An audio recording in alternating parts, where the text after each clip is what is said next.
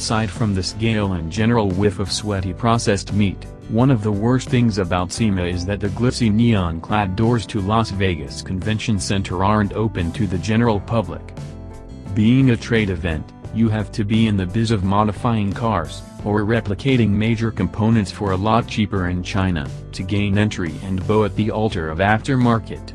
That's why we're forced to produce a monster gallery, because we know you have an opinion on the cars.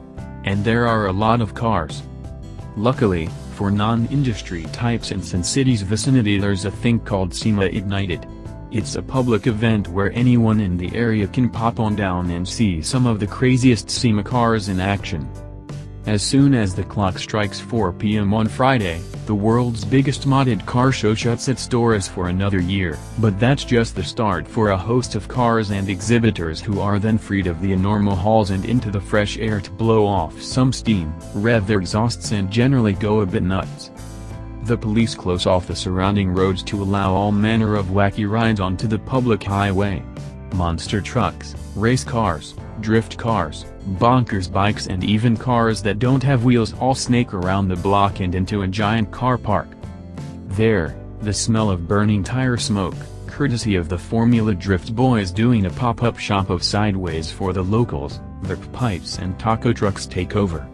For the next 6 hours, bulldozers, lifted trucks with a whole B&Q lighting department fitted underneath them, 2 train horns endlessly, muscle cars do burnouts, steampunk slammed sleds sit pretty, and lost speedboats park up for the public to peruse.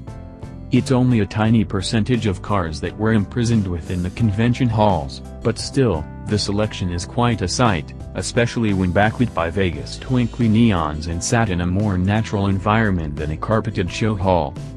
So, check out a slice of what was on offer in the gallery above and tell us what's hot and what's not.